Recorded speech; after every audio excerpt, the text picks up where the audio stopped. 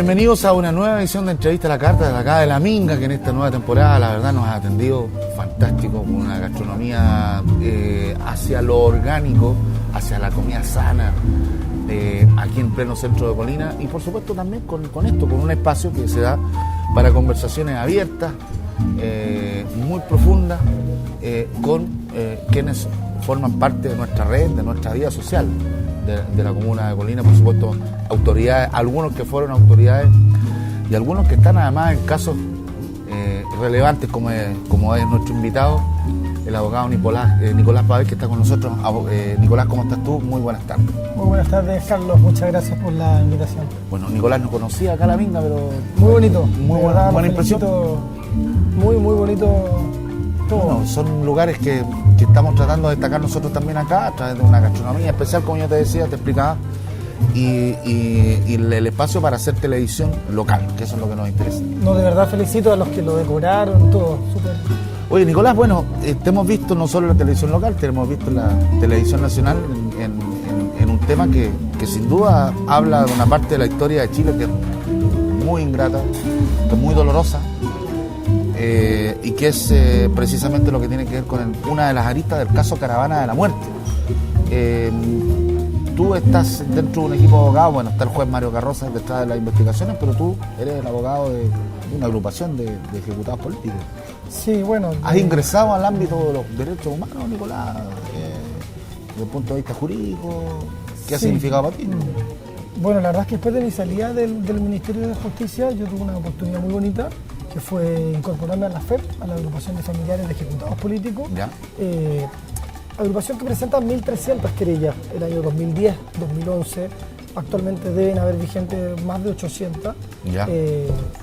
Hay dos principios muy básicos en la agrupación que tienen que ver con que las causas no tienen dueño. No soy yo el encargado de la causa ni de Cheire ni de otra, sino que es un equipo jurídico. ¿Ya? Somos 15, 20, ahora tenemos nuevas incorporaciones, me atrevería a decir que incluso unas 30 personas, entre abogados y estudiantes de Derecho, encabezado obviamente por Alicia Lira, que es la presidenta de la agrupación. Y ahí, bueno, yo formo parte de ese equipo, llevo ya casi un año, ha sido un privilegio, un honor, como abogado en lo profesional, pero también como desafío jurídico, es decir, estar ahí. Esta mañana tuvimos audiencia en otro caso, es un tremendo honor estar en la Corte de Apelaciones, estar en la Corte Suprema, y en particular respecto de tu pregunta, bueno, efectivamente la Caravana de la Muerte yo creo que es uno de los episodios, uno de los tantos episodios más siniestros de la historia reciente de Chile. Hablamos de un helicóptero que sale del aeródromo de Tobalaba, parte del sur, regresa, después parte entre el 16 y el 20 de octubre del 73, fusilan un total de 71 personas, en particular el episodio de La Serena son 15 los fusilados. Bueno, estamos en eso, un caso que tuvo mucha prensa la semana, hace algunos días atrás.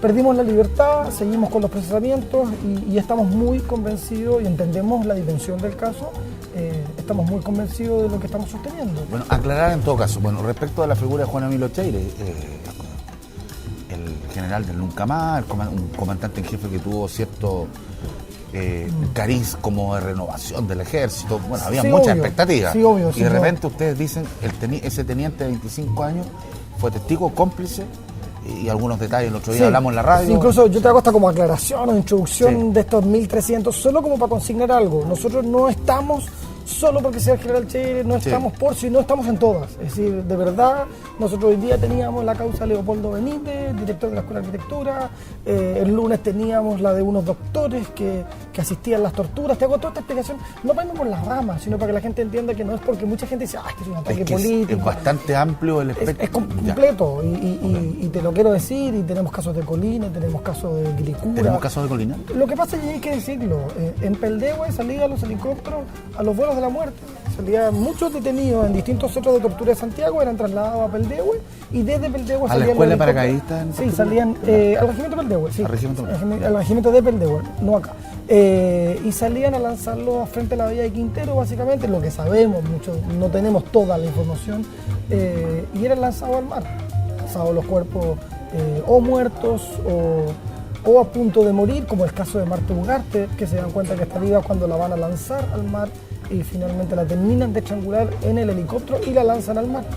Y hago esta explicación porque es importante saber que no es un caso. Y siempre la tentación de quien nos está escuchando y dice, bueno, lo hacen porque este tipo es conocido. No, vamos todos los días en esto. Puntualmente respecto de Cheire, sí, la Caravana de la Muerte llega a Arellano Star en ese helicóptero, llega con su comitiva, llegan 5 personas y efectivamente nosotros tenemos la convicción, no nosotros así, este grupo de cabros, estamos hablando del ministro en visita, Mario Carroza, llega la convicción de someter a proceso a 8 personas por el delito, por el homicidio calificado en calidad, por el grado de participación de cómplice, y entre esos 8 está Juan Emilio Cheire. Y ahí la tesis que nosotros sostenemos es que él no es ni un testigo más, primero, ni segundo, tampoco es un teniente de 25 años, es el segundo a cargo del regimiento denominado Arica. Esa es la imagen que ha traído de Construir la Defensa. Es lo que se ha querido instalar en los medios, pero hay méritos más que suficientes, pruebas concretas que nos permiten acreditar claramente la participación de Cheire en los hechos. Ojo, nadie lo está acusando de ser el autor material, de haber disparado, nadie. Nosotros no hemos sostenido nunca esa tesis, pero sí creemos que él tiene la participación de cómplice. Uno puede explicar y entrar al detalle de cada una de las pruebas, entre comillas, porque hay cosas que todavía... Bueno, hay una vinculación además con los medios escritos de La Serena en particular. Bueno, hay un hecho, sí, hay un hecho que lo dice él, para que quede claro, no es que nosotros se lo estemos imputando. Ya. Él ha declarado 5 veces la causa, él ha tenido 3 careos, ha tenido una reconstitución de escena, por lo cual estas no son ideas nuestras. Esto es una causa de 5.000 fojas, como decimos los abogados, o 5.000 páginas. No es una idea nuestra. Y este hecho en puntual es que una vez que se sabe, en esa época se hacían consejos de guerra y en los consejos de guerra se tomaban decisiones respecto a determinadas penas. Él y otros, en conocimiento de que no se haría un consejo de guerra textual, su jefe, el coronel Apóstol, le dice no vamos a hacer consejos de guerra, acontecen consejos de guerra, no acontecen consejos de guerra y se fusila a las 15 personas. Es decir, no sé si me explico bien, es decir, estos 8 procesados, sabiendo de que nunca se hace un consejo de guerra, se fusilan a las 15 personas y a él se le da la instrucción de ir a publicar al diario El Día de La Serena el listado de que mediante la resolución de un tribunal militar se habían ajusticiado hasta 15 personas. Es decir, él sabe perfectamente que estas 15 personas fueron fusiladas no en un consejo de guerra, y es más, esa publicación da el detalle de cada uno de ellos, de por qué motivos el consejo de guerra o el tribunal militar ha determinado fusilarlo. Estamos hablando de Jorge Peña, que es un profesor de música, estamos hablando de doctores, de campesinos, de agricultores, de abogados, de un doctor, donde dice exactamente, pero brutalidades como por ejemplo, este grupo de personas pretendían asaltar la comisaría de Salamanca, matar a todas las personas, incluyendo a los menores de 8 años. Ese tipo de afirmaciones, ese bando militar, es el que el señor Cheire va y publica en el diario El Día al día siguiente. A nuestro entender, ese nivel de, insisto, sabiendo con claridad que no hubo un consejo de guerra, sabiendo que eso jamás se determinó en ninguna parte, él decía publicarlo igual.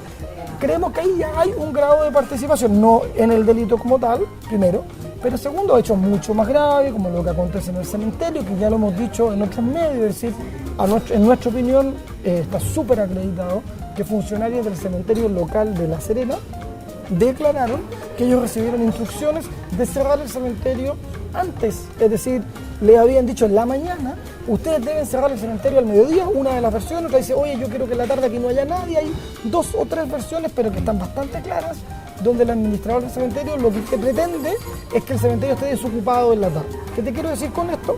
Que esa versión es absolutamente contradictoria con la versión de que ellos se enteran con la llegada de Arellano, porque si cuando llega Arellano yo me entero de sorpresa que van a fusilar a las personas, es más, las declaraciones de los procesados son todas que se enteran al momento de escuchar la ráfaga. ¿Qué relación hay con que yo antes di instrucciones para cerrar el cementerio? Primero, no tenemos claro quién da esa instrucción, pero sí sabemos, declaraciones de los años 90, no de ahora, de que el cementerio iba a estar cerrado. Hay otras 2 declaraciones, Jaime Ojeda y otra más, de Vargas, que también declara con toda claridad que cuando ellos llegan al lugar de los hechos, a dejar los cuerpos, la fosa común ya estaba preparada. Fosa común, donde los cuerpos son encontrados a 8 metros de profundidad, donde se arrojan 15 cuerpos. La pregunta entonces es, si esto es tan sorpresivo, es decir, llega un helicóptero cerca de la 1 de la tarde los fusilan a las 4 de la tarde, cuando van a dejar los cuerpos a las 5 de la tarde, en un transcurso de casi de 1 hora, no más, hora y media, acontecen todos estos hechos. Entre ellos, preparar una fosa común. Entonces uno se preguntaría, no se preguntaría, a nuestro juicio... Es imposible preparar todo un tema de la logística perdona, eventualmente. Perdona, a mí me basta con las declaraciones de los funcionarios del cementerio que se les dicen, esa mañana yo quiero que tengan cerrado el cementerio. Y ojo, no era común los fusilamientos, no es que dijera, bueno, podría ser por otros casos, no hay ningún antecedente de otros fusilamientos en la zona por consejos de Dios. Claramente hay que hacer distinciones, las responsabilidades son distintas, uno es el apóstol, que es el jefe, Cheire, que es el segundo, y ahí tenemos varios elementos más de lo que pasa en este regimiento. En el regimiento que, perdona, que solo para terminar la idea, que la Comisión Balich determina, no es una idea nuestra tampoco, ¿ya? La Comisión Balich ya determinó que este era el centro de detención y de tortura que más gente albergó y se torturó en la cuarta región entre el año 73 y 74. Tampoco era un club de tenis, es decir, para tener claro dónde uno estaba parado. Bueno, respecto a todos estos antecedentes, y esto, en el caso particular de este, tú ya lo decías, están revisando muchos casos. ¿Es posible que esa frase, la que dijo, disculpa que regrese Juan Emilio Cheire, ese nunca más, lo que implica, no sé si una mezcla de amnistía, una mezcla de declaración de buenas intenciones, como ciudadano, como persona, ¿cómo te sientes tú al conocer detalles de estos casos? Mira, como abogado de la agrupación, y en eso ser súper, lo dijimos también en otras partes, nosotros somos extremadamente rigurosos en que los juicios políticos o las afirmaciones políticas la haga la presidenta de la agrupación. En eso soy como incluso voy a respetar eso. Voy a ser medio cuadrado en mi respuesta jurídica. Obviamente, y la agrupación, la FEP en su momento, presentó sus reparos. Cuando fue el famoso Nunca Más, la agrupación fue de los pocos actores en este país que tuvo dudas. No solo cuando fue nombrado el comandante jefe, sino que también cuando se hace. Pero dudas porque antecedentes de Cheire ya había, siempre los hubo. Seamos claros en algo. Juan Emilio Cheire declara el año 2000. Él es nombrado comandante jefe después. En nuestra opinión hay elementos en esta causa a partir de la primera querella presentada por don Eduardo Contreras en el año 98 junto a Gladys Marín, donde esto queda relativamente claro cuáles son los niveles de participación, o a lo menos quiénes están, o a lo menos quiénes deben responder. Y te voy a dar un ejemplo que desde lo humano es... Si tú tienes oficiales que ya han declarado que ellos fueron a lanzar los cuerpos a una fosa, me parece, la apóstol cuando esto acontece le dice a Cheire, tú anda al diario a publicar esto, y le dice Vargas, tú anda al cementerio a coordinar. Es decir, aquí había una concomitancia para organizar esto, a lo menos desde la primera cabeza que es la apóstol. Uno se preguntaría, bueno, ¿por qué los cuerpos tuvieron que aparecer 25 años después? Es decir, a lo menos desde lo humano, ya no estamos hablando del encubrimiento, de la complicidad, en ese regimiento sabían dónde estaban los cuerpos. Y tuvieron que pasar 25 años para que los familiares pudieran desenterrar a su cuerpo. Entonces, también, a mí me parece, más allá de las determinaciones jurídicas exactas del caso, que es evidente la falta de humanidad de los miembros de este regimiento. Ya iremos viendo uno a uno, pero ellos sabían dónde estaban los cuerpos. No sé si me explico. Y ojo, y no aparecieron porque lo dijeron ellos. Entonces también cuando dicen, oye, era un testigo, por un lado, de Cheire o cualquiera de los otros, han colaborado. Por Dios, ¿en qué han colaborado? Entre el año 73 y el año 98 pasan 25 años. Entre que aparezcan los cadáveres, los cuerpos. Entonces eso a mí me parece de una bestialidad y de una inhumanidad que nos quita harto el piso para hablar de colaboración, para hablar de reconciliación. Ya discutiremos los detalles del caso, pero en el juicio. Pero claramente en ese regimiento sucedieron cosas brutales. No sé, eso es lo que yo podría decir. Bueno, yo te agradezco la honestidad. Es muy interesante esta conversación. Vamos a tener una pequeña pausa, vamos a volver con Nicolás Pavés, por supuesto con un ámbito bastante más local, un caso que también ha suscitado atención a través de nuestros medios asociados junto a Radio Cumbre FM. No se vaya, volvemos inmediatamente.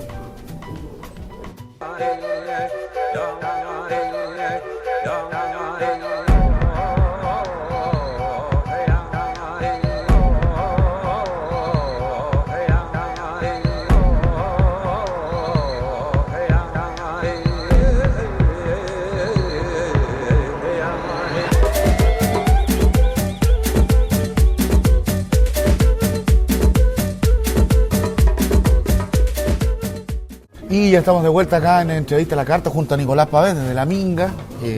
Bueno, la primera parte de esta conversación sin duda nos lleva a lo que, bueno, seamos honestos, has tenido una figuración pública por este caso a nivel nacional. Bueno, la agrupación y el resto, yo comprendo el respeto que tienes tú por el resto de tus colegas en este tema, ¿cierto?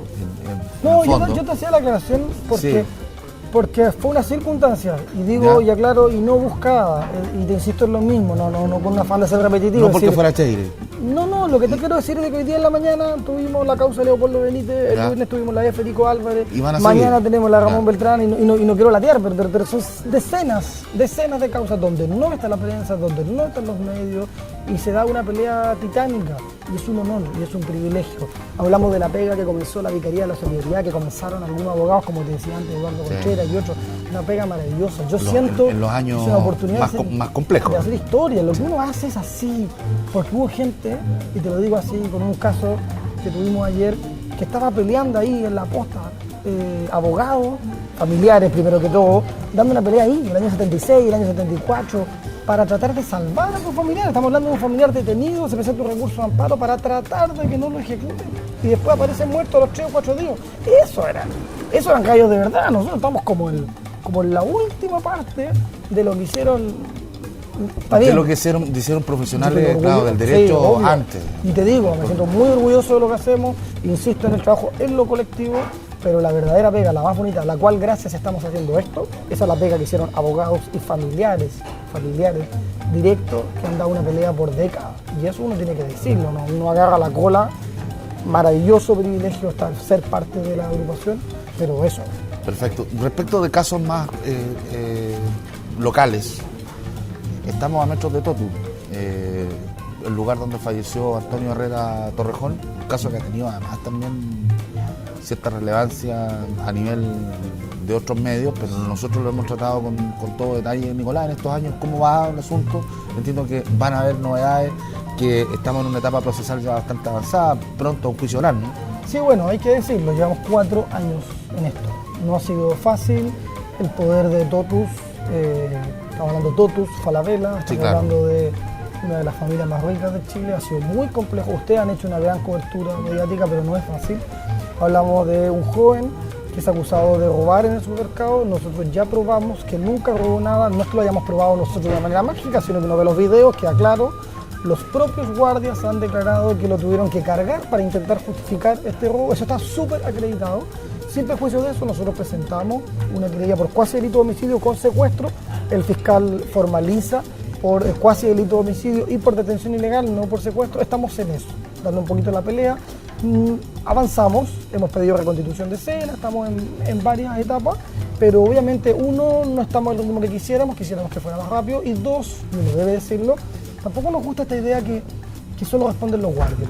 Acá hay gerentes, acá hay jefes, y creemos que también deben responder. Ellos estaban ahí ese día, hablamos de gerentes y jefes de tienda, creemos que tienen una responsabilidad penal, y este es el típico caso donde se corta el hilo por lo más delgado. No digo que los guardias no tengan responsabilidad, porque la tienen, pero acá hay, insisto, gerentes y jefes de tienda que han sido trasladados a otras tiendas y que no han respondido ante la justicia. Nicolás, ese es el desafío. ¿Qué esperas tú?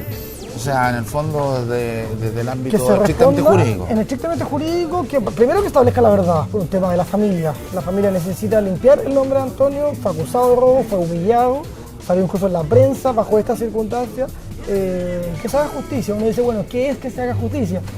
El cuasi delito de homicidio, para ser franco, no es un delito que vaya a terminar con penas de cárcel, pero para nosotros es un tremendo triunfo determinar la responsabilidad penal de los guardias, del jefe de la tienda y del gerente de la tienda. Eso para nosotros es un tremendo triunfo. Nos han intentado cansar, llevamos 4 años y más, 4 años y varios meses, y vamos a seguir en esto, aunque nos demoremos 2 o 8 años más. ¿Arista civil? Sí, presentamos una demanda civil, también es muy lenta, llevamos no mucho tiempo en ella, también nos han puesto todas las trabas que todos conocemos de los juicios civiles, pero bueno, son las reglas del juego y las hemos ido una a una destrabando para avanzar en un juicio civil en paralelo, y que creemos modestamente que deberíamos ganar. Uno como abogado es bien prudente a la hora de decir vamos a ganar, porque a veces uno se gana y a veces se pierde. En este caso particular tenemos harta convicción que nos va a ir bien. Bueno, no puedo dejar de preguntarte por la contingencia. Trabajaste en el Ministerio de Justicia, conoces bien a Javiera Blanco, a la ministra de Justicia. La conoces desde hace tiempo, de cuando tú tenías una participación mucho más activa en la democracia cristiana, digámoslo, en tu vida política. ¿Cómo es el momento que está en este momento cruzando Justicia, Gendarmería, que también la conoces bien? Bueno, dos cosas súper importantes, por quien no lo sabe, para aprovechar el espacio. Yo renuncié a la democracia cristiana hace un año, ¿Ya? Porque hay gente que todavía te lo pregunta y te dice, ¿Y oye, va a ser candidato? y va a ser candidato. Uno, no soy demócrata cristiano, no soy candidato a nada, por ningún partido ni por nada. ¿Y ya no te inscribiste? Ya? No participo Ya. en la política de ninguna de sus formas, de nada, lo dejo súper claro. Eso como primera idea. Y segunda idea, a tu pregunta puntual, es dramático lo que pasa en Justicia. ¿Qué quieres que te diga? Yo tenía una buena opinión de la ministra, me parece que lo han hecho muy mal, muy mal. No quiero radicarlo todo en ella, yo creo que ahí hay una deuda pendiente, creo que había una promesa de reformar el Sename, por ejemplo, no ha pasado nada. Ahí después uno empieza a aprender que no es culpa del director de turno, que tiene que haber voluntad, tiene que haber plata, tienen que haber ganas. No, entonces además, es una decepción al final. Sí, claro, porque además el tema es de Sename, estamos claros que no es de ahora, que es una deuda pendiente no de hace un año. Pero hubo una promesa, por eso te digo, pero hubo una promesa. Cuando votamos por la presidenta Bachelet, hubo un programa de gobierno, y en ese programa de gobierno hubo ciertas promesas, y entre esas promesas habían algunas cosas que se iban a hacer en materia de reinserción, estamos hablando de gente privada de libertad, que no se han cumplido, y habían promesas respecto de nuestros niños, que tampoco se han cumplido. Entonces, me parece que ha sido una... Yo me acuerdo del año 2009, tengo una imagen clarísima del año 2009, bueno, último tiempo de Nicolás Pávez como gobernador. Me acuerdo cuando estaba una visita inspectiva a lo que ya era la obra, digamos, de este centro de detención juvenil. En Tiltil. Sí. Y ahí había, a lo mejor, como tú dices, en un momento un mensaje, una esperanza de que en algún momento esto se hiciera realidad, que los recintos fueran distintos, que hubiese realmente una reinserción, una recuperación de esos jóvenes.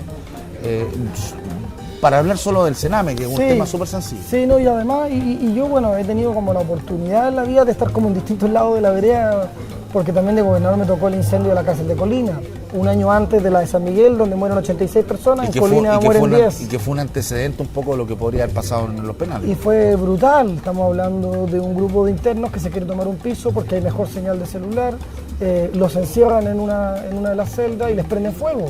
Es decir, eso fue un homicidio. Y ahí hubo hacinamiento carcelario, y después de gobernador a mí me tocó presentar un recurso de protección contra el ministro de Justicia por hacinamiento carcelario, y lo perdimos. Lo que yo te quiero decir con esto, y perdón, y no quiero ser autorreferente, este tema tiene años para atrás, y yo creo que como país, y voy a hacer algo brutal, yo creo que no nos interesa, yo creo que a la sociedad chilena no le importa cómo están las personas privadas de libertad, no le interesan sus jóvenes, mucho menos si son infractores de ley, por lo cual, mientras eso no cambie, lo siento, es que es bien complejo y bien difícil. ¿Le podemos, a ver, pero, Nicolás, una pregunta, desde como de, entre comillas, disculpa la frase, como abogado del diablo, ¿le podemos pedir a las personas que tengan sensibilidad ante infractores de ley menores de edad que han cometido delitos horribles y que la gente se ha visto afectada, por ejemplo, por robos con intimidación, por homicidios, por delitos que, insisto, de alta connotación? Pero es que yo te lo... Vamos. Es válida la pregunta, pero yo te lo contesto al revés. Bueno, ¿y qué hacemos? ¿Qué hago yo con un cabro de 15 años que tiene... Tú tienes razón. Yo me hago la misma pregunta. 4 robos con violencia, ¿qué hago? Yo tengo que creer como sociedad que yo tengo que generar las condiciones para generar una oportunidad. No estoy hablando del violador en serie que tiene 60 años, no, estamos hablando de un cabro de 15 años, no lo voy a tener encerrado toda la vida. Está comprobado en el mundo entero. Chile es el segundo país con las penas más altas de toda la OECD, es decir, Europa más otros países desarrollados. Es decir, el tema tampoco pasa ni por subir las penas, pasa porque tenemos que generar las condiciones para que esos jóvenes tengan oportunidades. Obviamente lo que uno dice puede sonar impopular, voy a ser bien franco, no estoy para decir cosas que suenen populares o impopulares. Tenemos que hacernos cargo de nuestros jóvenes, que por lo demás, parte importante, la gente que nos está viendo, unos son las víctimas, pero otros son mamás de estos infractores, vecinos de estos infractores, son primos de estos infractores, entonces, pero más allá de quienes sean, tú como sociedad tienes que hacerte cargo. Y esto no quiere decir con impunidad, que los dejen libres, estos cabros de 15 años. No, hacerse cargo hacerse cargo en implica muchas cosas. Son muchas cosas. Nos preocupamos de su escolaridad, cómo nos preocupamos que tengan pega, cómo nos preocupamos en su conjunto. Y además es que... Y en el peor de los casos, en las residencias de Sename, tener residencia que, por ejemplo, lo de Arica. Bueno, perdón, ojo. Sí. La primera distinción que hay que hacer, que uno son los jóvenes infractores, que tampoco los quiero ultra estigmatizar, que hay que hacerse cargo y ayudarlos, pero la inmensa mayoría son niños y niñas abandonados. Y que requieren una oportunidad, que tenemos un país... En condiciones de vulnerabilidad, por ejemplo, la niña que murió, la de Tiltil, la primera que encendió el tema de la crisis en estos últimos 2 meses, era una niña que venía de una situación de vulnerabilidad, cuya hermana también está en el Sí, perdón, y tenemos casos de hace 2 años parecidos, de hace 4 años parecidos. Esto no es nuevo, entonces ya parece todo el mundo sorprendido, pero sorprendido de qué. Si tuvimos casos dramáticos iguales, hace 4 años, hace 5 años, y uno dice, bueno, ¿qué se hizo? No sé qué medidas se han tomado, y te insisto, para cabros de 10, 12 años. Acuérdate que aquí hubo la comisión Helder, informe a la Cámara de Diputados, a fines del gobierno de Piñera, comienzos de este gobierno, se informe lapidario. Hablamos de hogares, en Padre de las Casas, en Arica, donde en la noche hay prostitución, donde hay droga, donde son tierras de nadie los hogares. ¿Y qué medidas se han tomado concretas para que en esos hogares hoy día no se violen los derechos humanos? Los Sename han protestado y han hablado de esta situación en todos los gobiernos. Entonces, es una reforma estructural. Tú me preguntas puntualmente por la ministra de Justicia. Claramente yo no tengo una buena opinión, pero tampoco creo que ella sea la culpable de todos los males. Es tan grave esto que sobrepasa incluso a la persona de una ministra de Justicia.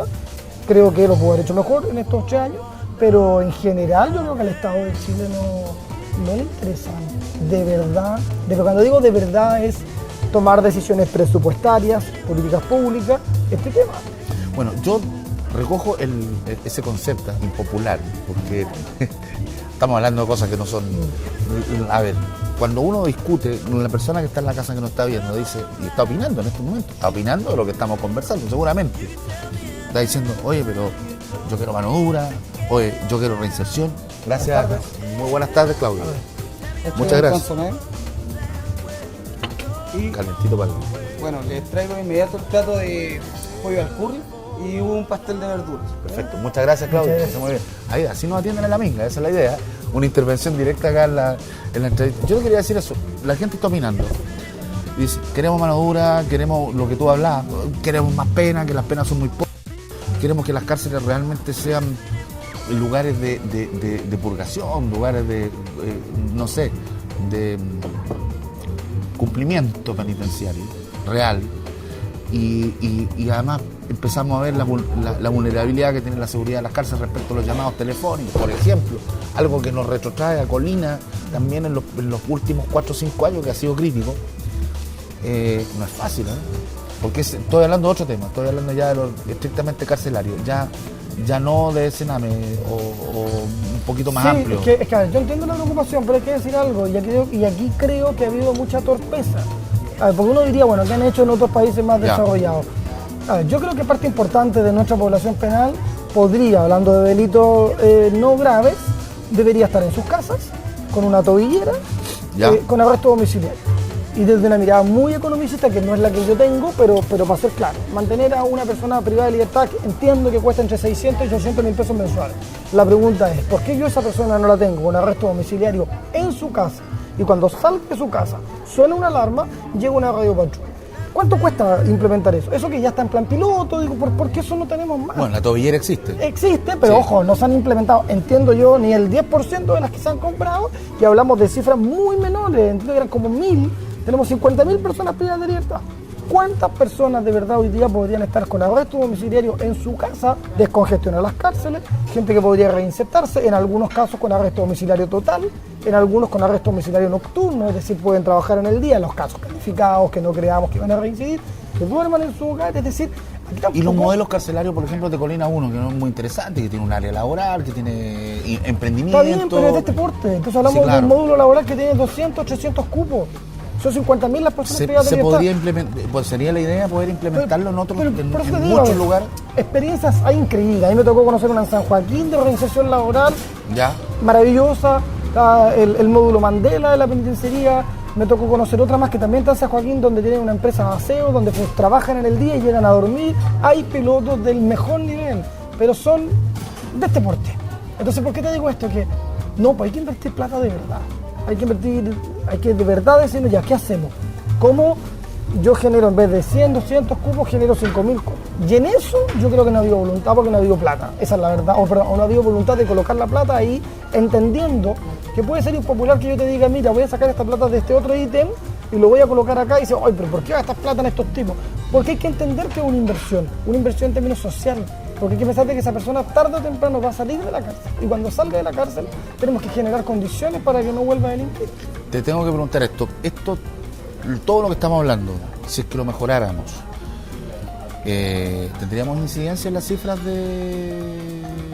delictuales, en la sensación de seguridad? Porque sé que son temas que van, a ver. A ver, al corto plazo no, y como tenemos gobierno Claro. de 4 años, a nadie le importa tomar Ya. decisiones así, porque esto probablemente se reflejaría en 10 años, en 15 años, hay cambios generacionales. Obvio, yo no soy ingenuo, yo tomo una medida como esta y no es que el día de mañana todos van a ser buenos. No, pero tú tienes países como Finlandia, como Noruega, que están cerrando cárceles. Obvio, ellos llevan 20 años más adelante que nosotros. Sí, claro. Pero se atrevieron a apostar, se atrevieron a entender de que yo no es solo de buena persona, hay que entender de que las personas que cometen un delito, cualquiera este sea, en algún momento la sociedad tiene que generar condiciones, es decir, que insisto, particularmente en los menores, la cantidad de mujeres, para ser más preciso, mujeres mayores que están por microtráfico de droga, cuyas penas no sobrepasan los 3 o 5 años, van a salir. ¿Qué hacemos para que cuando ellas salgan no estén al día siguiente Vendiendo de pasta de nuevo? nuevo. Algo tenemos que hacer. No es fácil, obviamente la tentación existe, Sí, claro. obviamente de salir a trabajar y ganar X plata versus la plata que se puede ganar en un día es súper complicado. Pero la pregunta es pues al revés, porque es re fácil opinar desde la casa. ¿Y bueno, qué hacemos con esa señora? Vamos a tener 30 años preso, 20 años preso. Si ya cumplió la pena, y te insisto que tenemos una de las penas más altas del mundo. Entonces, y también, ojo, tiene un tema de la proporcionalidad de la pena. Y en esto Daniel Matamala escribió un libro, este poderoso caballero, que lo dice, también nos hemos obsesionado con algunas penas. Tú sabes que en Chile, robar un cajero automático tiene una pena de cárcel más alta de que si yo asalto a la señora que está sacando plata en el cajero automático. Porque tenemos una sociedad que está más preocupada de la propiedad privada. Es decir, tenemos casos, y te pongo otro caso, donde el homicidio en riña puede tener una pena de libertad versus una persona que entra a robar una casa. Es decir, tenemos además una obsesión por proteger nuestros bienes por sobre proteger a las personas. Y esto es un tema que tiene desde que tenemos el Código Penal. Es un interesante tema de debate respecto. Yo creo, y lo voy a decir públicamente, creo que estoy de acuerdo con que hay una orientación distinta hacia la protección de los bienes más que del ser humano. Quiero volver, ya lo dijo, Nicolás lo dijo acá, ¿Qué cosa? que renunció, que no va a ser candidato a nada, que esto. Te pregunto por el proceso que se viene ahora el 23 de octubre, de la comuna. ¿Qué opinas tú del candidato de la nueva mayoría? Me imagino que sigue, al menos desde el punto de vista de las convicciones, más cerca de la nueva mayoría y no de Chile Vamos. Caballero, Eso está claro. Muchas gracias. Muchas gracias. arroz al curry con pollo y champiñón. Para Nicolás. Muchas gracias. Pastel de verduras. Muchas gracias. Recomiendo Claudio. no tocar mucho este plato porque está un poco caliente. Está muy caliente. Lo vamos a esperar. Muchas gracias. Que estés muy bien. Te pregunto por eso. A ver, no, yo no me... Es amplio, pero quiero Sí. decirte que de respecto de las candidaturas, respecto de los procesos. Primero, a ver, yo renuncié a la democracia cristiana. Segundo, no me siento parte de la nueva mayoría, es parte de mi renuncia. Ya. Indudablemente, mucho menos me siento cerca del Chile Vamos, cuando uno ve gente que es capaz de pasar desde la nueva mayoría del Chile Vamos, y tenemos un caso particular en esta comuna, como la concejala Bravo, me parece brutal. No encuentro así, perdón que lo diga, pero me duele la guata, es decir, no puedo creer con quienes fuimos adversarios, como por ejemplo con el alcalde, yo el día de mañana esté sentado de ese lado de la mesa. Lo encuentro, a lo menos, lo digo con harto, no sé si cariño es la palabra, pero con respeto, merece una explicación. Es decir, yo no puedo ser un día de izquierda y el día siguiente ser de derecha, o no puedo creer de que los de allá son todos malos y después ser de allá, no sé. perdón que mi explicación sea un poco simplista, pero yo creo que estamos todos sorprendidos. Y pongo el ejemplo de Alejandra porque es bien fuerte, porque éramos compañeros de primero del mismo partido, del mismo grupo, yo siendo niño participaba con mi familia en el comando del no, estando ella, una persona que me merecía muchísimo respeto, y de pronto verla en el otro lado, no. Yo creo que en política hay que tener un poquito de coherencia. Es como yo he sido hincha de Santiago Morning desde que nací, no me puedo cambiar. Y Estrella de nada. Chile hoy. Y de la Estrella de Chile en Colina, no se puede andar cambiando. De hecho, eso es puntual. Obviamente, no, en esta elección voy a ir a votar, como todo el mundo. Voy a votar, no voy a votar por el alcalde, obviamente. Yo lo único que Y pienso por es el que- candidato a la nueva mayoría. Sí, obvio, la barría Marco Salgado no me pierdo un segundo, Marco Salgado, no, de todas maneras. Ya. Pero sí yo quiero hacer un punto. Sí creo, y aquí sí voy a opinar de política, aunque me prometí no hacerlo, yo invito a la gente a que vote por gente nueva. Y sin nombre ni apellido. Yo de verdad creo que también es bien impresentable tener los mismos concejales 2, 3, 4 periodos. Creo que la renovación política, lo que vemos en la tele todos los días, tiene que traducirse en la comuna. A mí no me parece presentable y que me respeten. Hay algunos concejales con quien tengo harto cariño y yo ojalá que no se presenten, porque Chile necesita gente nueva. Es como que yo me hubiera presentado tercera vez. No, yo creo que no corresponde. Hay gente que se tiene que ir para la casa y que busque otras funciones, que se tire a diputado, que se acore. Por eso es que ojalá que algunos de nuestros actuales concejales no se presenten y si no, ojalá que la ciudadanía le dé la oportunidad a gente nueva. Bueno, yo le agradezco a la sinceridad a Nicolás, hemos hablado todo. Oye, ahora nos toca esto, nos toca almorzar, sí, por eso es entrevista a la carta, siempre terminamos, en el fondo después, degustando estos platos. Nicolás, yo te agradezco tu honestidad, la disponibilidad de haber estado acá en esta conversación, y a ustedes que están en la casa, por supuesto, sigan nuestra sintonía, disfruten, por supuesto, de este espacio, entrevista a la carta, que lo hacemos con harto cariño. Muchas gracias. Muchas gracias, Carlos, a ustedes.